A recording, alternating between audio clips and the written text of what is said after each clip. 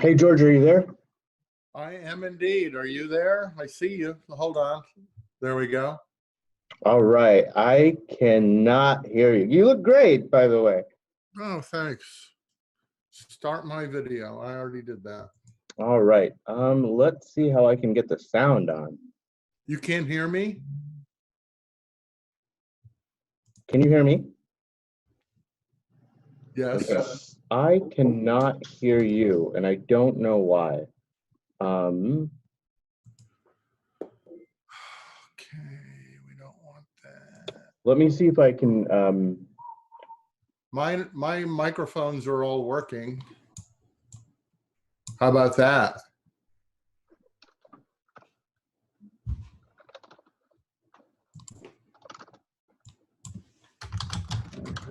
Two mics.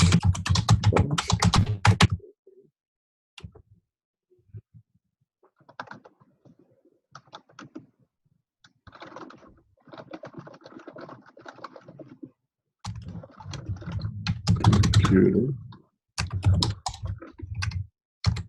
Mute.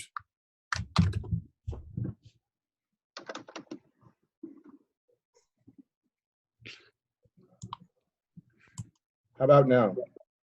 I can still hear you. Can you hear me?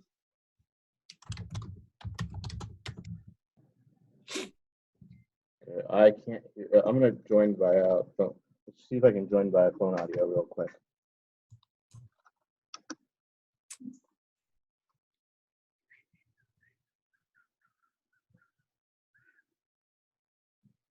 Let's see if I should test something.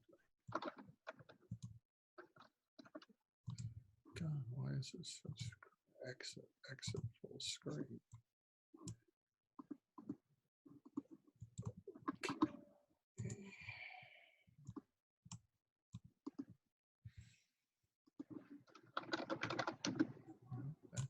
Okay. Unmute, invite, stop video. Nope, that worked.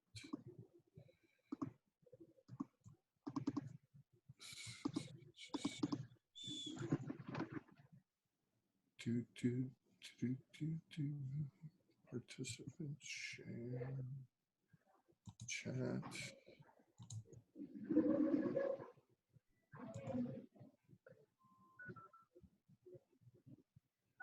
Roosterly.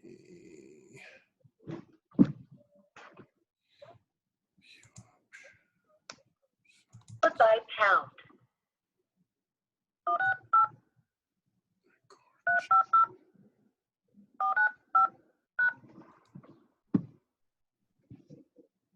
Enter your participant ID followed by pound. Otherwise, just press pound to continue.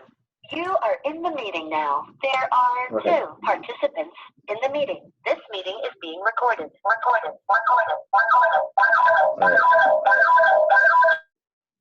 Can you hear me now? All right. I can hear you perfectly now. Perfect. That's excellent. How are you? I'm good. How about you? Hanging in there. It's a beautiful day in here in Chicago. It's 71 degrees, I think. It's really nice. Well, that's good. Good to hear.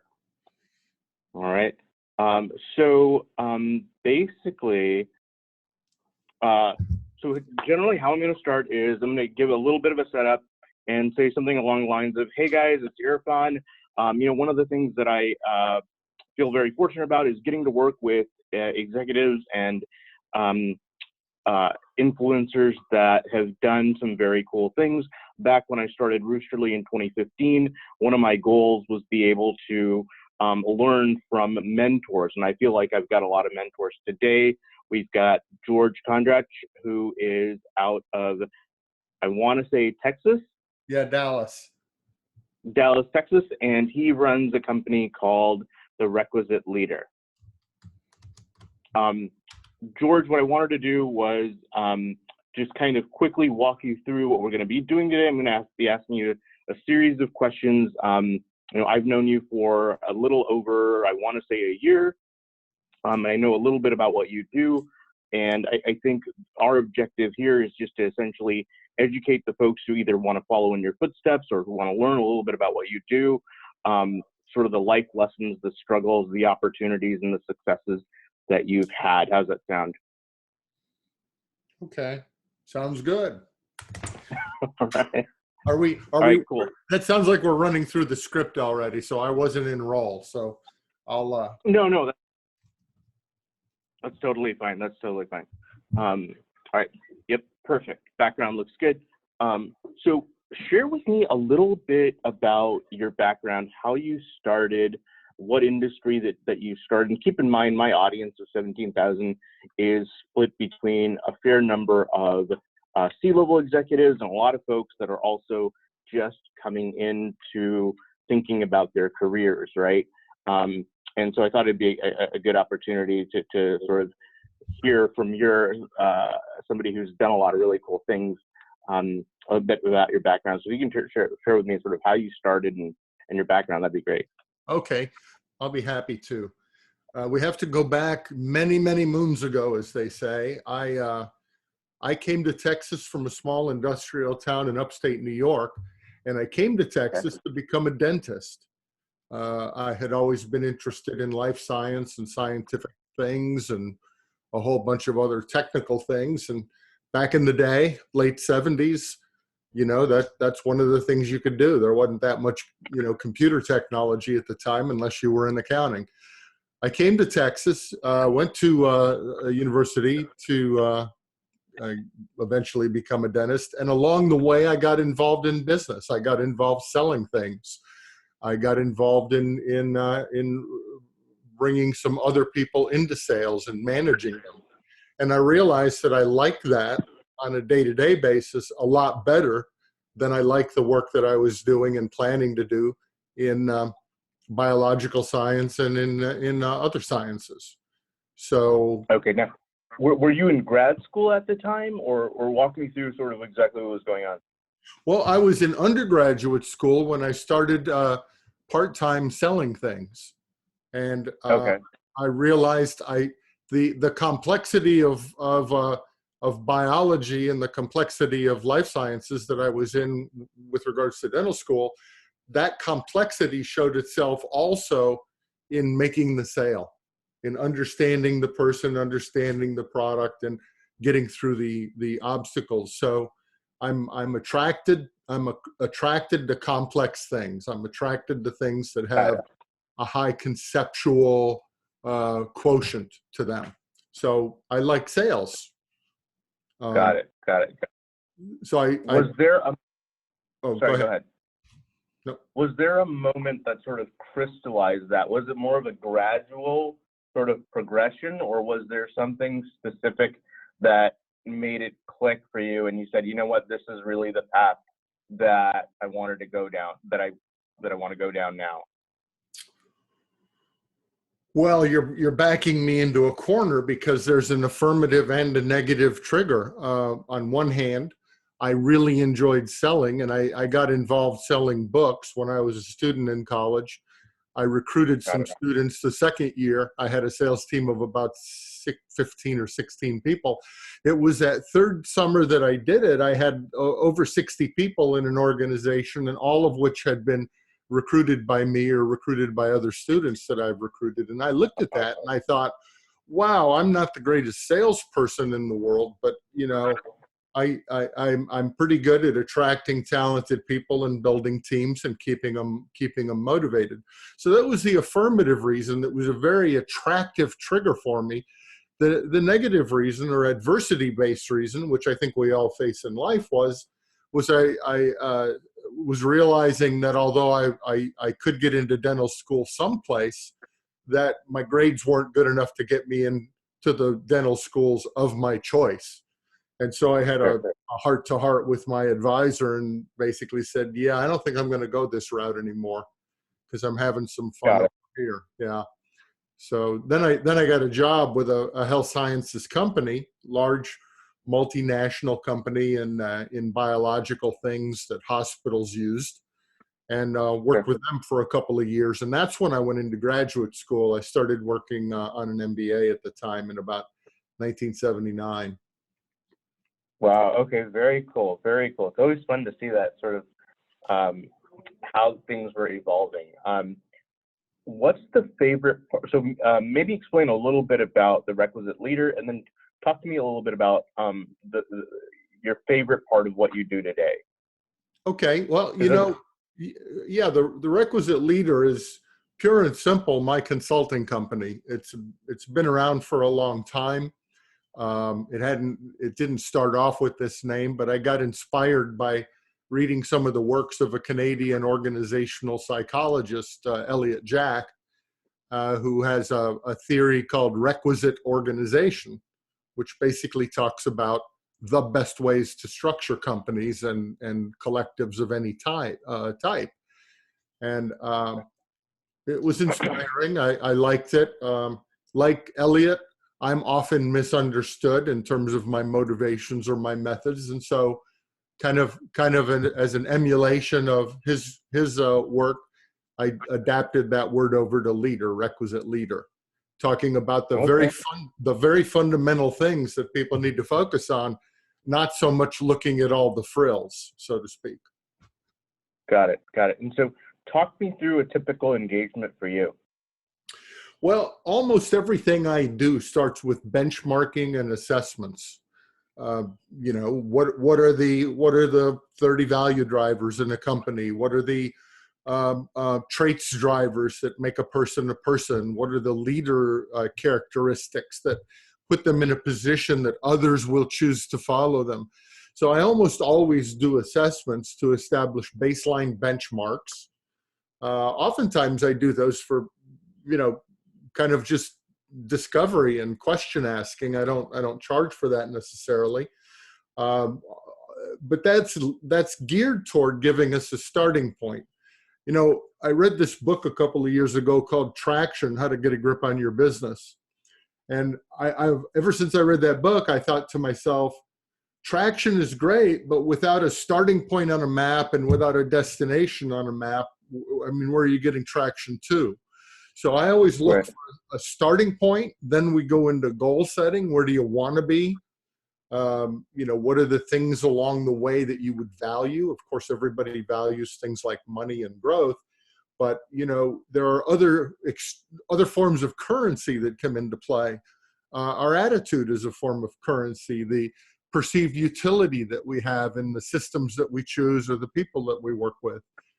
Comfort, although there's not a unit of measurement for comfort, comfort is a treasured prize these days when so many people operate at or near overextension because of pressures to grow and pressures to profit. So, we benchmark to get a starting point. We do some goal setting to identify an end point.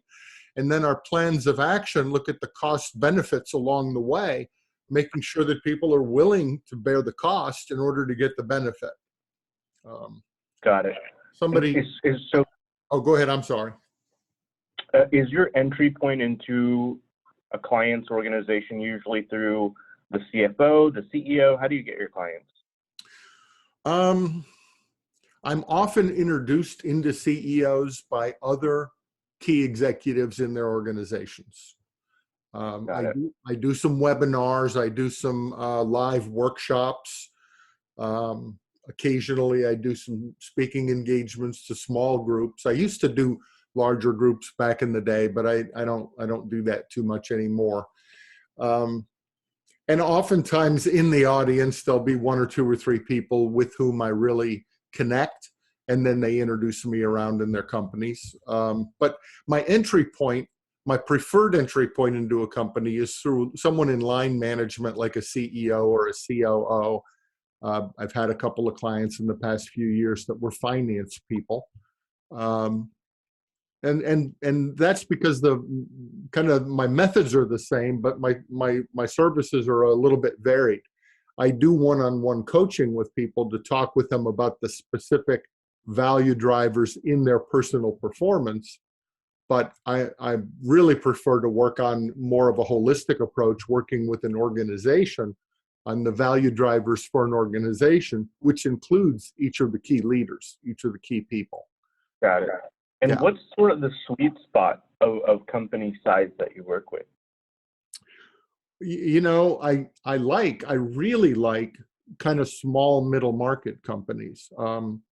I had owned a couple of companies that made it up into the 15, 20, $25 million range, sold them out to bigger companies, and put in my servitude to those larger companies through the end of my contracts in every case. And I really came to find out that the negative inertia is so much less in a company that's around $10 million than it is in a company that's $50 million. And Wow. I like to see progress. I think there's progress to be seen in diminishing negative inertia, but there's also progress to be seen in effecting positive inertia.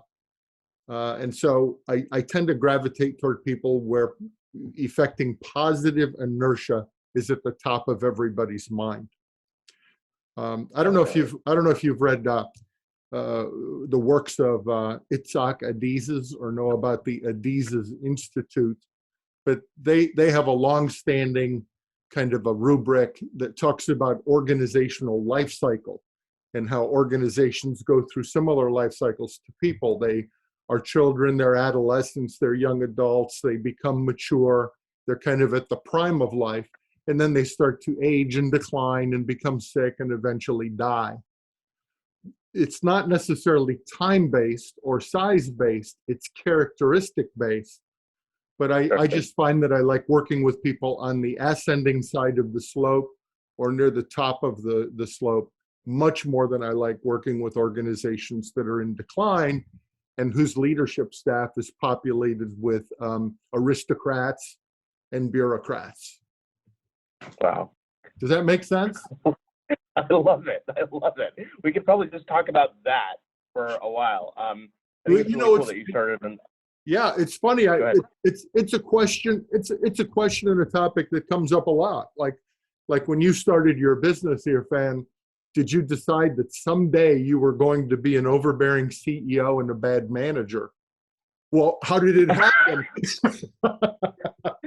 Right. My goal was just to be like not an asshole, but somehow it's just I couldn't help myself. I don't know. Right. We get backed into a corner. It happens to everybody. We get backed into a corner, and we ultimately have to make this decision. We've got an objective on one hand that somebody is forcing us to accept, a private equity firm, family office, public sentiment in a publicly traded company. And on the other hand, we got a bucket load of principles. And it's like, which one weighs more today? Absolutely. I think you crystallized that really well, because I mean, I think when you're in your late 20s, there's this sort of idealism that you have about how things should be. And if you were running things, how you would make them. And then you raise money and then you start a company and you're forced, backed into a corner, I think is a good way to put it, where you don't necessarily have the luxury to operate or think and communicate with the same ideals that you started with. So that's really tough. And especially as you grow, and you've seen this, you've had multiple businesses where it's harder to just be the person that you'd like to be sometimes. I don't know if that's the best way to say it, but does that make sense? It does. It does. It's and you know, I've seen the evolution start in me at various times in my career, and I've observed the evolution take hold of other people, both clients, friends, and associates. And I know that without a very intentional plan of action, people get pulled where they don't necessarily want to be. Right, and a lot of us aren't meant, or just being very sort of open and transparent. I don't consider myself necessarily a manager or a leader or even a CEO. And we've got 18 people now, but I'm a product guy, right? Like I like being on my laptop, doing my thing, developing cool things, talking to other product people. And I don't get to do that as much. I'm doing a lot more admin stuff. So and I don't want to get too sidetracked, but you've hit a nerve clearly. So talk to me about that a little bit before we move on to the next question. I thought I was interviewing you. I feel like I'm on the therapist couch here. Yeah. You know, what's really funny is what you brought up was something I didn't necessarily realize, but you've just kind of reaffirmed another survey that I saw, that most people who are entrepreneurs view themselves as craftspeople. They have a craft. They want to be recognized for the skill with which they pursue that craft, and they want others to admire the product that they create. That is their characteristic personal motivation for being in business.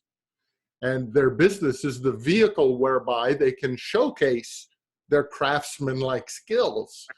Hardly anybody, a very, very small percentage of business owners are the classic mountain climbers. You know, I'm going to build the biggest mountain because it's there and I'm never going to be satisfied. That's actually a relatively small percent of entrepreneurs.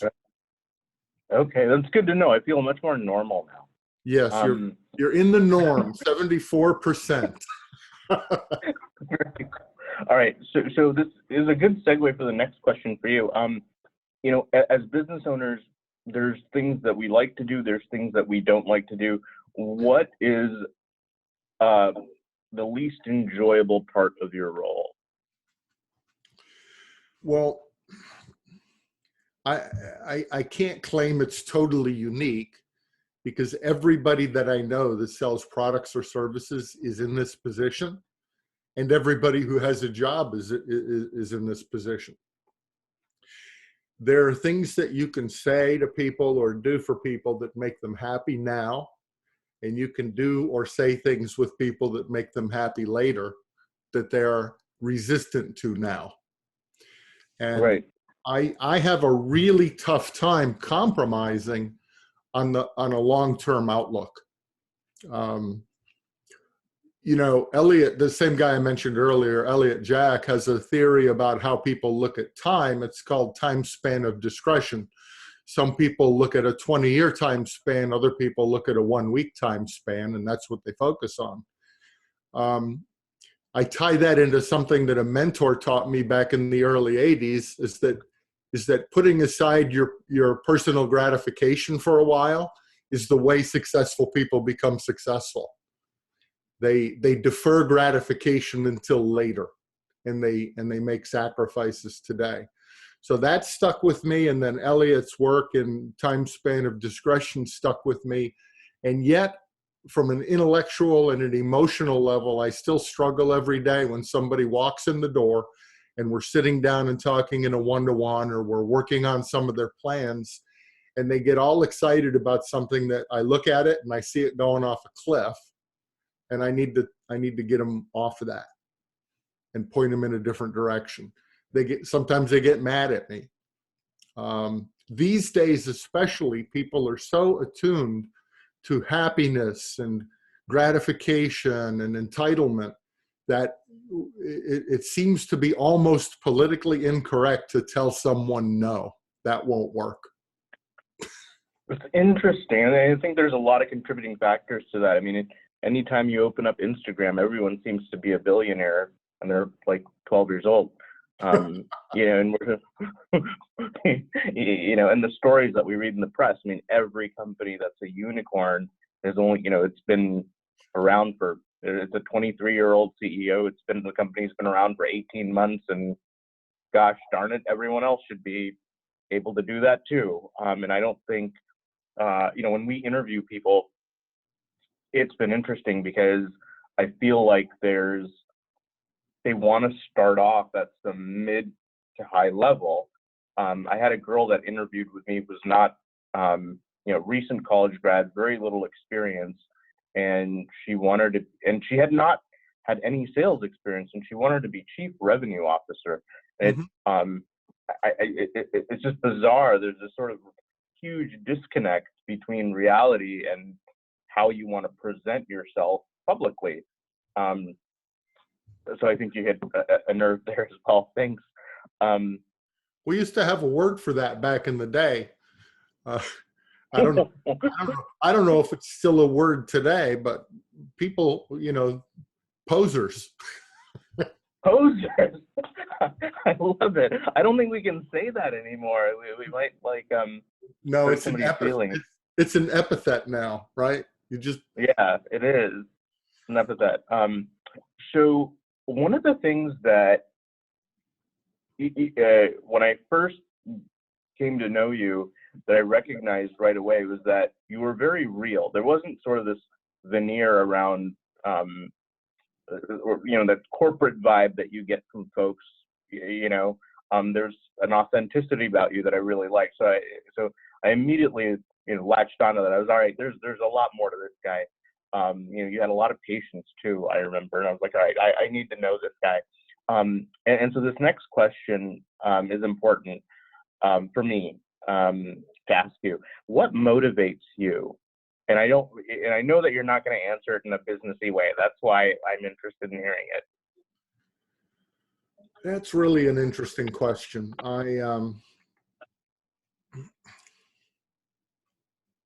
I struggle with that to this day, because on some days I'm just motivated to go drive around. I like mechanical things and complex things, so I like high performance cars, and I fly. I've had a few airplanes. I like flying around. I like doing things that are complex and difficult and that most people don't do or can't do. Right. Are you a car guy? Yeah, but I do it especially if there's a little element of bad boyness or danger in it. So, flying around in an airplane is loaded with danger. It is stimulating to me. So I like doing things like that, but I'm also a planner and a visualizer. So planning something out in great detail gives me as much gratification as doing a complicated thing. So I think it's one of the reasons why I continue to gravitate toward providing services to others and building something up to a size and then getting out of it.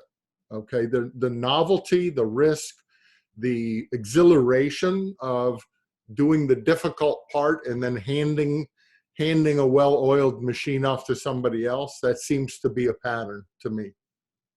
That's really interesting that you say that. I'm a car guy as well. I took flying lessons as well, didn't get the license. But I also, and this kind of goes back to being a craftsman, right? Like the idea of making something, right? The idea of whether it's like a car model, like when I was a kid, you'd go to the hobby store, you'd get like a Ferrari kit, and you'd put in the seats and you'd put the wheels on, you'd paint it and all that stuff, and then you'd look at it in your room and you would admire the fact that you spent the better part of a month putting that thing together. And it's the same thing, I think, with when you're starting a business,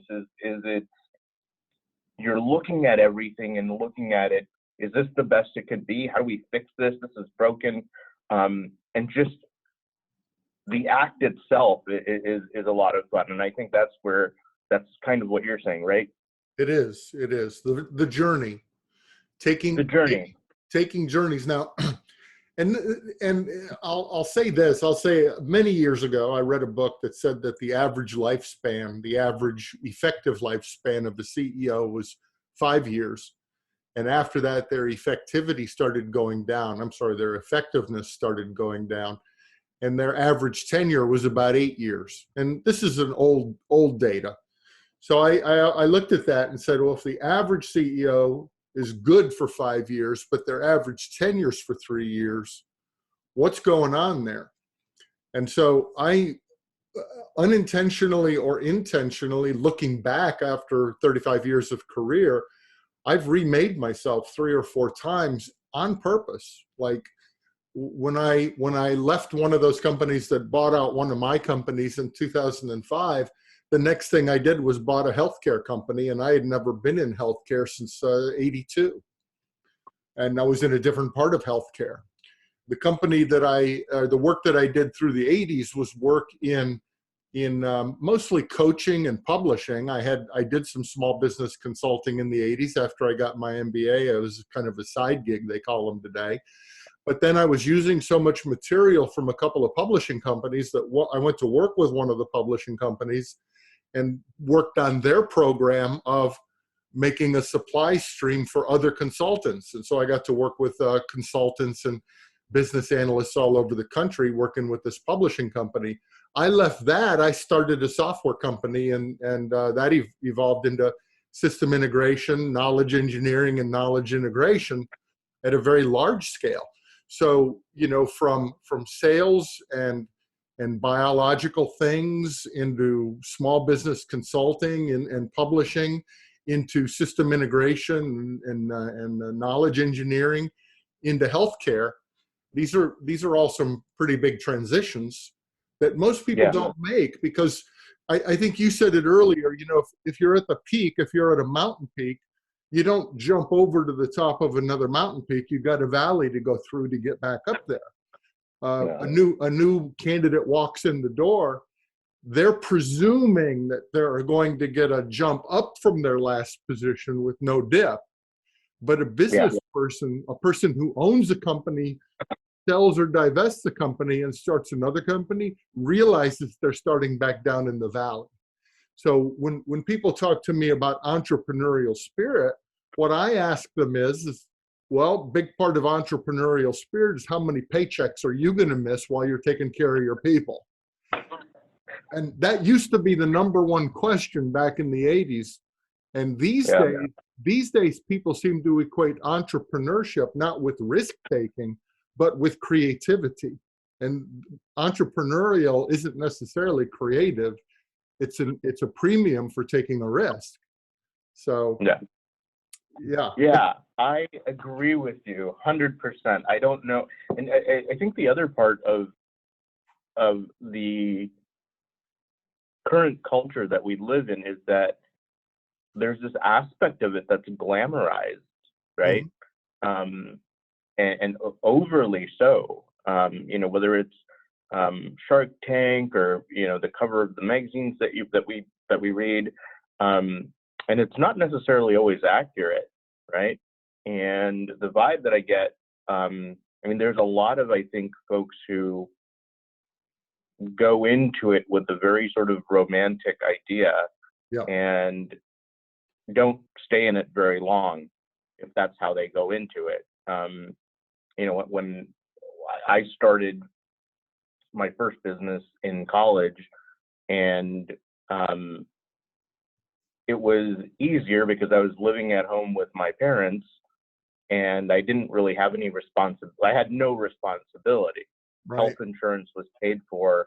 I didn't have rent, and it was a lot of fun. But then when you leave a high-paying job and you go out and you just got married, and you know there's all these other things in the air, it's not as pretty anymore. You know, there's some really dark days. So I'm glad that you touched on those things, things that are common, creativity versus being respected. What's a typical day like in your role today in your consulting organization? You wake up and walk me through it. Let's see, immediately get at a computer screen and look at email, look at some statistics on, you know, some of the social media and automated webinars and stuff that I have out there. And then I kind of read a while. I kind of start every morning looking at a couple of information sources just to see if there's anything that's intriguing. Like so many people these days, I'll get sucked down a rabbit hole if I find something intriguing. So I do that for about an hour every morning, and then I drink a pot of coffee and get to work. Got it. All right, cool.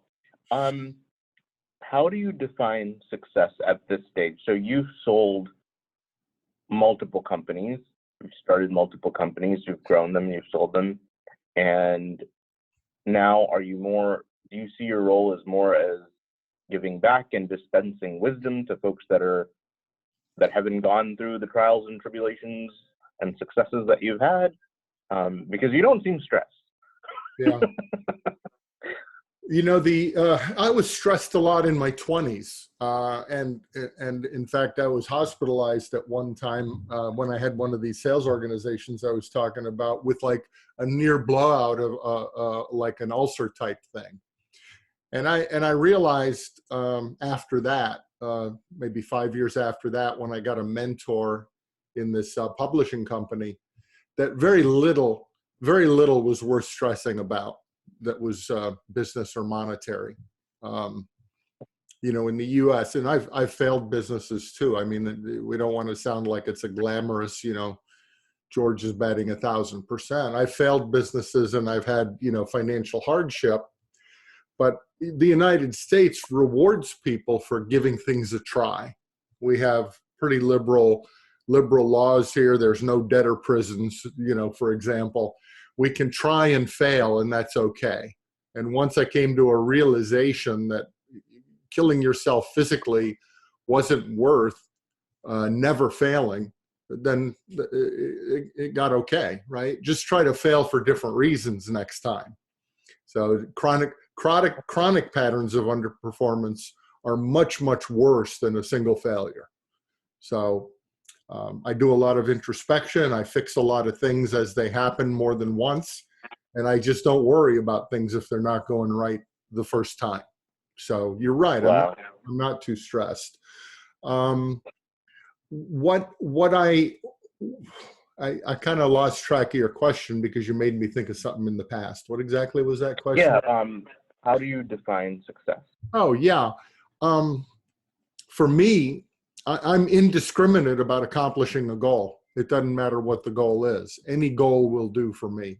So I am, you know, if you take those personality assessments, you look at individual traits. One of my most predominant traits is I'm outcome focused. Highly creative, don't really care what the outcome is. So I can find as much gratification building a company and trying something and failing as much as building a company, succeeding and selling it or operating it for a while, or getting a pilot's license. And by the way, I started a helicopter license in 1999, but I didn't finish that because there were— Really? Gosh, we have the same likes. I'm into high performance cars. I like flying, and I'm a big fan of right now remote control helicopters and drones. But Oh yeah, whatever. I'll get to the real thing soon. I hadn't gotten to drones yet, although I hang out with some people. I do volunteer work at an outfit called the Commemorative Air Force. It's a World War II flying museum. And there's a bunch of guys that not only fly these 80-year-old warbirds, but they also do drones and other cool things now. Really? Yeah. Very cool. What's it called? Commemorative Air Force. Okay. Commemorativeairforce.org, O-R-G is the website. And they moved their headquarters to Dallas a few years ago, and that's how I got involved. Very cool. Okay. What was your biggest failure, and what did you learn from it?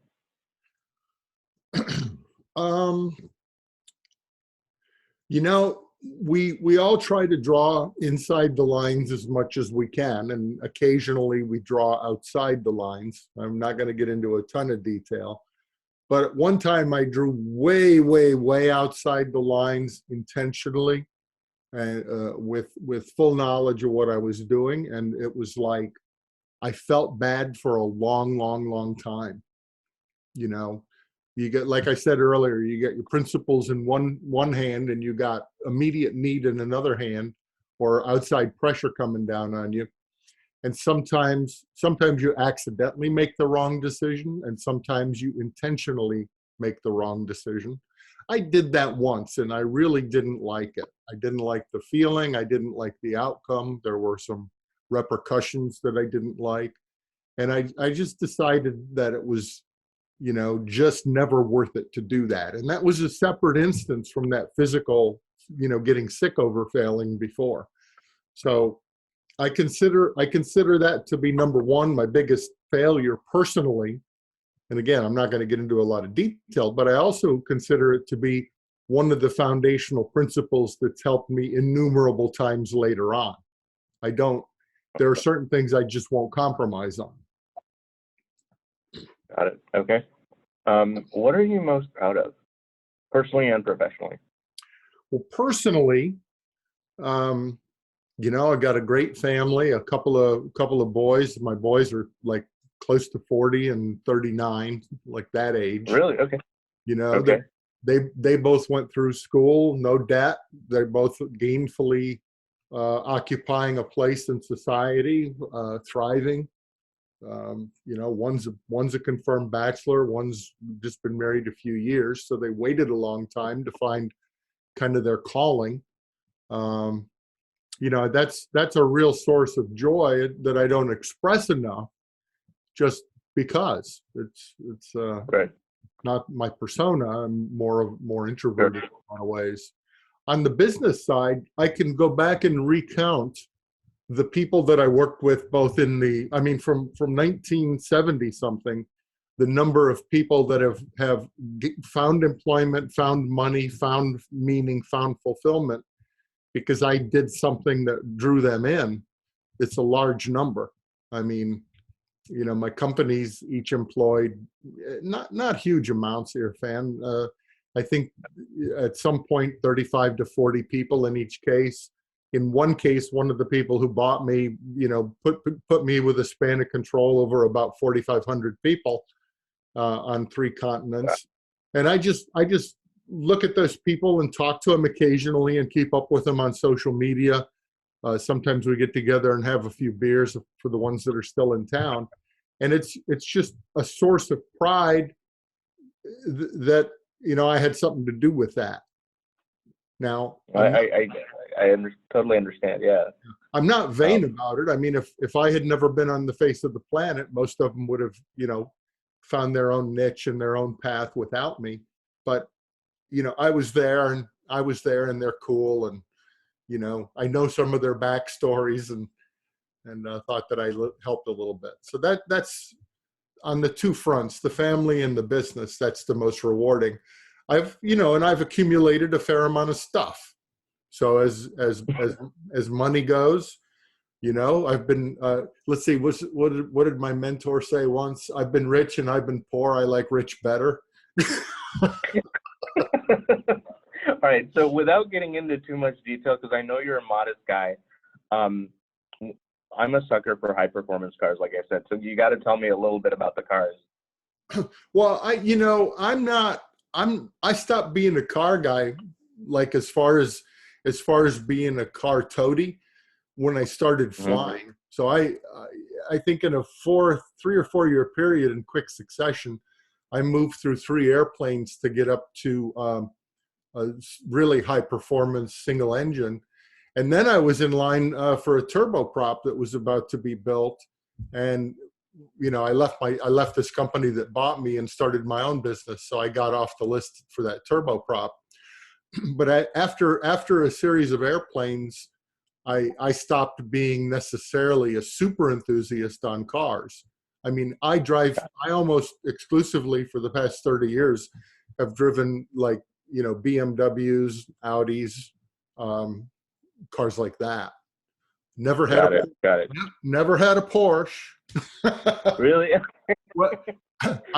I'll tell you, I test drove them and I sat in them, but I'm 6'3" and I have a tall sitting height, which, by the way, is a problem in airplanes. And I remember one time I tried out a 911 and I was like 3 inches over the top of the windshield. Good thing it was a convertible. So for me, a small car is not a small car for like an average 5'10" guy, because I'm much bigger. So I tend to gravitate toward BMW 3 and 4 series, Audi 6 range, that kind of stuff. Yeah. Love it. And as far as the plane goes, are we talking like a King Air, or what type of a plane are you? No, I was single engine. I never did get my multi-engine commercial. But I flew a Lancair Columbia 400 for 4 years. Wow. and then put in on. Actually, you know what? When I left the company that had acquired me, and I started bought this healthcare company, I lived in Dallas. This healthcare company was in Houston, and that Columbia was too much airplane to be flying 250 miles. Now, you know, it's a high altitude turbocharged airplane. Sure. Before that, I had a Bonanza, and Yep. before that, I had a Piper. So. Okay. Very cool. Very cool. I bought the Bonanza to fly while I was waiting for the Lancer to be finished, because I bought the Lancer, I bought brand new, put it in an order, had to wait a year for them to get ramped the Oh, factory geez. up. Okay. Yeah. Very cool. Very cool. Okay. If there's one thing that you could go back and do differently, you don't come across like a guy who's got a lot of regrets about anything. You're very sort of forward focused, objective, goal oriented. But if there was one thing that you could do differently, what would it be? Well, there was just one person I treated badly in high school. Fair enough. No, it's true.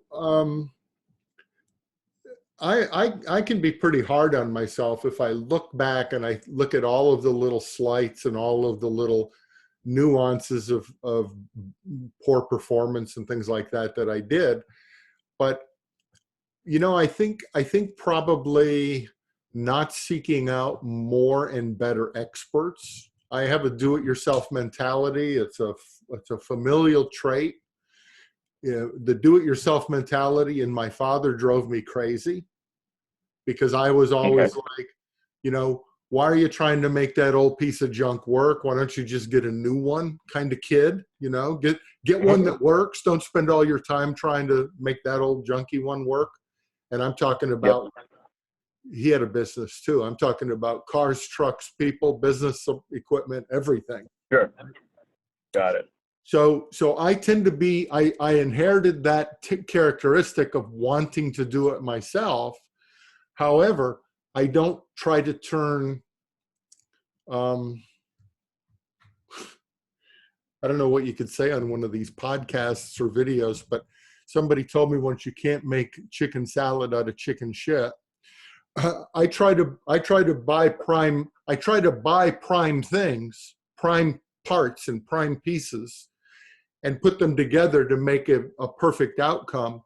And along the way, I've made mistakes. And if I had sought out an expert or two to help along the way, I would have. You know, buying and selling the first couple of companies, you know, made some errors that caused some tax issues. Buying and selling the first couple of companies, made some errors that, you know, didn't get certain people rewards that they should have gotten, that we intended them to get, but they got lost in the translation. So not having the best experts, not having the right experts in the right category early on are some mistakes that I would have avoided. Now I have very few hesitations, bless you, in consulting, having someone consult with me and retaining them to do the things that don't make sense for me to learn and master. And I think that's how we met, right? You guys do a great job at social media, at the replacing, a fabulous replacement for blogging. I used to blog my little fingernails to the nubs, and I had people that worked with me and other executives that were doing the same thing. And we never picked up anywhere near the number of impressions that I get with you guys. So it's like, thank you so much. Why write 1,000 words every 2 weeks that nobody looks at when, you know, Roosterly can get it for me faster, cheaper, better? Very thoughtful. I appreciate it a lot. Thank you. That means a lot to me. What's on your reading list? I have a dull reading list. You know, I mentioned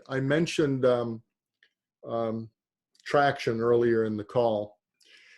I think it's my scientific background, Irfan. Whenever I read a book that has ideas in it, I then become compelled to search for the origin of those ideas and see if they're original or see if they're derivative. Now, it's a lot because of the knowledge engineering and knowledge integration work that we did back in the 90s. I worked with really, really large companies and also intelligence agencies and defense contractors to disambiguate multiple channels of information. Now that's a horrible word, disambiguate, but those guys were inundated with so much information, so many signals to process. The cost of processing all those signals and trying to understand them was getting so great. What they needed was a filter. They needed to filter out ambiguous or irrelevant signals and combine them with signals that meant the same thing. Well, business books, business blogs, business videos, business webinars have become that for me, and they've become that for a lot of people. You can read 1,000 books a year, and you're going to find out that that 90% of them are saying the same thing the others said. But because the publisher wants to sell the book or the author wants to differentiate him or herself, they create a vocabulary and they bring in some new case studies, but they're really dealing with the same foundational principles. So when I first read Traction a couple of years ago, the first thing I did is went out and bought like 6 organizational change management books, like Anderson and Anderson Change Manager's Handbook and stuff like that. And spent like 6 months reading all of those things, outlining them and building the ontologies that said this concept over here is using this language, this concept over here is using that language. What's the real subject dealing with? And so, wow, okay. And so now you get into the problem of like, well, every time I read a book, it creates more work to read 3 or 4 more. And what I find is that I've revealed another vocabulary. I tend to be really, really picky about the books that I read. So Dean Meyer wrote a book a couple of years ago called Principle-Based Organization. It talks about why hierarchies are bad and why meritocracies and holacracies are good. And I read that as a derivative work to check it against other things that I had done. But it was time to read that book. I met him, talked to him. You know, we chatted about a subject. So I tend to pick books based upon an immediate trigger, a client trigger. When I spend FaceTime with a client, it's either in person or video, like we're doing today. Usually, I create about 2 to 3 to 4 hours of work for myself out the back, and a lot of times I'll read something that'll be relevant to their problem, but I'll use their problem as a trigger. Got it. Okay, that makes sense. Makes things more efficient that way. Yeah, I'm guessing also. Which, by the way, there are services you can subscribe to that do that for you, but I don't. Very cool. Who are your role models or mentors, and when did they come into your career, and what do you credit them with? I mean, that's a mouthful in terms of a question, but if you could try that on, that'd be great. It's a tough one. Somebody asked me a long time ago who my heroes were, and I realized I had none. And when I say a long time ago, I mean like, you know, part of high school. I'm not the kind of person who wants to be somebody else. And I think hero creation is some form of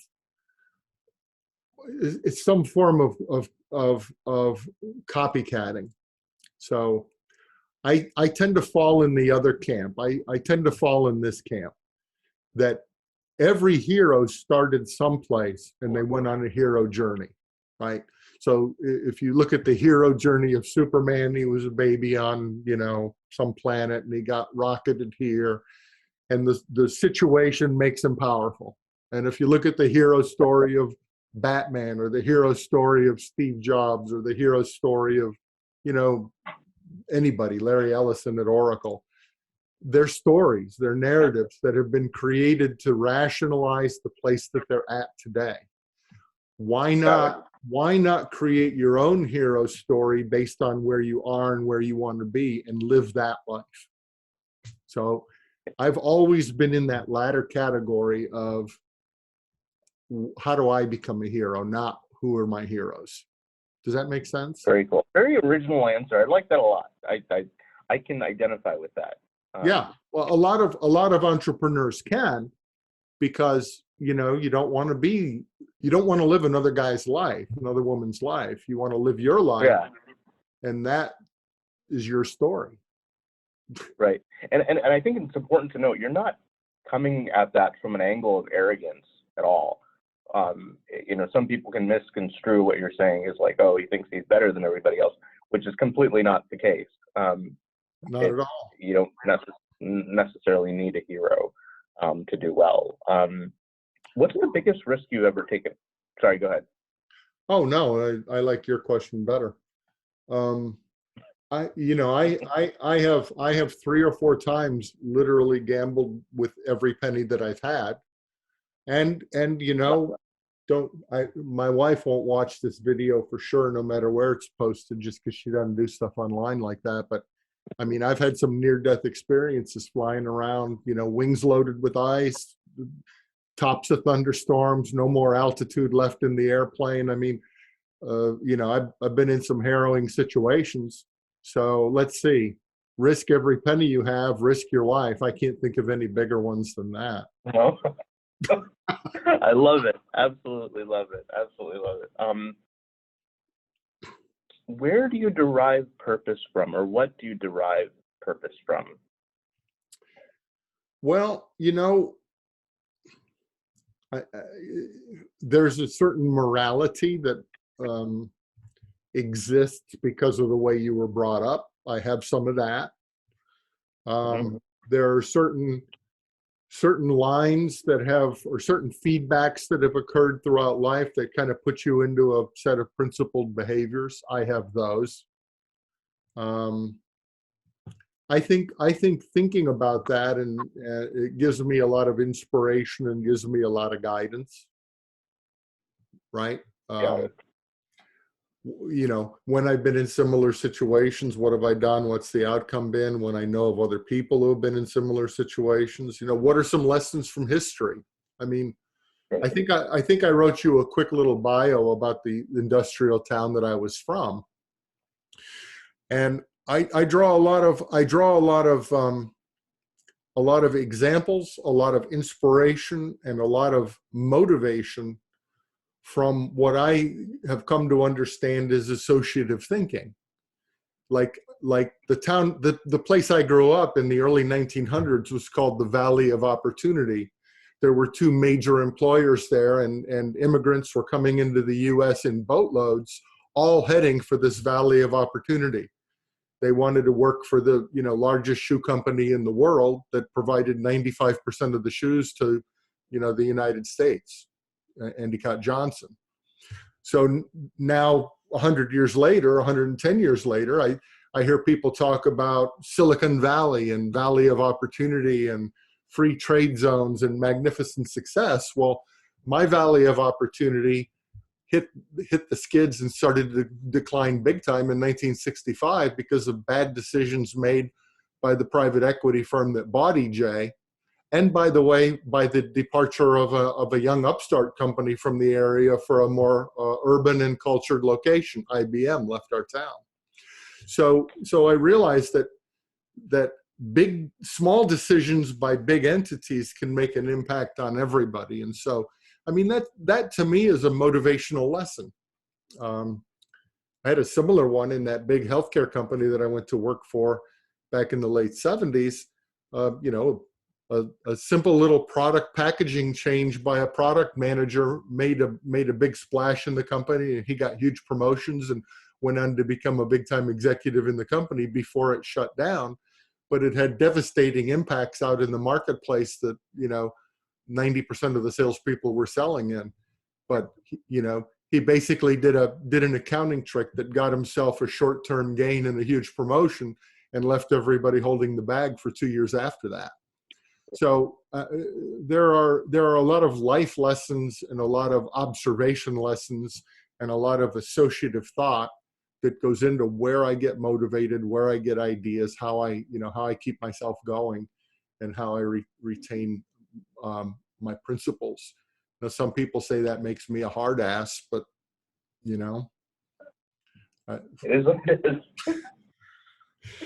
When the Titanic is sinking, somebody has to tell, somebody has to get the women and children on the lifeboats first. That's not a popular guy among the men folk, right? I couldn't have said it. It's a great way to articulate it. What legacy would you like to leave? Well, when I kind of revitalized or reissued Requisite Leader, it came on the tail end of the sale of another company. Requisite Leader more or less had been idle for a number of years. I also did another technology startup in kind of an area of robotic process automation. Okay. Kind of the Requisite Leader to me is more of a personal engagement business. It's I'm not trying to build an empire here. I've got a fair number of clients. I do good work with them. They like me, and I get good money, that kind of a deal. So that's a lifestyle for a while. But the real payoff for me, the real legacy is that from 1980, when I first did consulting, until now, the method of delivery of what I do hasn't really evolved that much. So I was in a CEO peer group for a number of years, and I realized that when guys came in and did workshops with us, many of them were leaving behind notebooks full of paper. And back in the 80s, I left behind notebooks full of paper. And I was thinking, well, it's 2016. Why aren't these guys, giving us access to intelligent websites where software agents help us accomplish our goals and help give us feedback? Why does it always have to be FaceTime, one-on-one meetings in person, and 3-ring binders full of paper? So Sure. I started messing around in my mind with the notion that the people who give advice that tell others that they need to change and evolve themselves are not changing and evolving at an acceptable rate. And so that was the company that I started. Yeah. So we're still working on some product design and some intellectual property stuff. It certainly takes longer than it used to do patent searches and all that. But the objective is to create a kind of a cognitive platform that's smart enough to help people like you and help people like me lead businesses when we're struggling, when we're facing similar situations to the past, but whose patterns we might not recognize. So deep learning and AI is so good at recognizing subtle patterns faster than people do, that it would make a better coach than a person would if it was properly taught. So we're working on that. Very cool. When do you anticipate that to be live? Well, I anticipated January of 2019, but we missed that. We missed that due to some unforeseen circumstances. So we're circling back. I think we're probably looking. I think my latest estimate was October-ish for a minimum viable product. Got it. And currently, is there a particular type of individual that you're looking to network with, whether it's on LinkedIn? Is there a certain type of company profile? I know you mentioned mid-market, or are you not actively seeking clients? You've got a nice little client base that you just want to maintain. No, I work on specific goals with people. Some do retainer agreements, some do kind of engagements by the topic, but there's only a certain capacity that an organization can have for change. They need to habituate. They need to habituate a new change. You can't bam, bam, bam, do something new every quarter for very long. So, I tend to turn clients about every 18 to 24 months, which is good for them and good for me. Sometimes I point them in different directions. Sometimes I ask for things I don't want to do. So I know that from a marketing perspective, you should never not do what the market's willing to pay for. But I don't think you would start making pizzas if somebody said, hey, I really want you to make pizzas for me, right? So you do have some boundaries, and I do as well. So I like to work with people that need to develop themselves in their leader traits and their interpersonal traits, and they need to have better emotional intelligence and emotional competency. Like working with those people. They don't have to be running a business to benefit from that. I like working with people who have a leadership team with whom they're running a business, and that leadership team itself is having culture problems. You know, poor character, bad alignment, maybe not as much learning and evolution going on as needs to go on. If you look at this Adizes Institute and this life cycle of companies that starts over here. I can't tell which way you're looking at me. A company is growing, a company hits prime, a company starts to decline. I like working with certain companies that are in decline to help them either find a way to loop back and do some internal innovation, or to find an acquisition that'll bring in some new blood. But more importantly than helping them find that acquisition, something like 70% of companies that acquire another company for strategic reasons, 70% of those strategic acquisitions fail because of inappropriate onboarding and inappropriate goal setting of the two respective teams, neither of which knew each other. That, for me, is a huge sweet spot. You know, you've got the old mature aristocracy, and they bring in a bunch of, you know, wild, crazy adolescents with ideas they don't understand. And they brought them in to help our company get revitalized, but usually they swallow them whole and spit them out because they're disruptive. And that is merely a goal setting and integration issue. And it's kind of like one of my greatest challenges. One of the things I like the best. Wow. Okay, cool. In the tech space, you see companies being gobbled up all the time. I remember years ago, I was reading the story about Cisco Systems, and they were gobbling up companies, multiple companies a quarter. And it always struck me as, how do those cultures interact and integrate without people feeling disjointed or disrespected, or all the sort of things that lead to failure. And so that's what you specialize in. So if somebody wants to get a hold of you or get in touch with you, what's the best way that they can engage with you?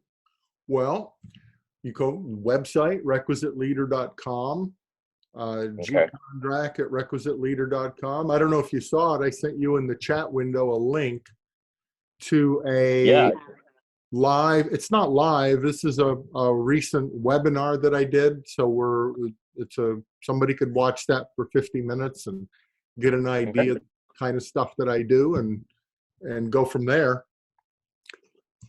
I want to mention something to you in closing.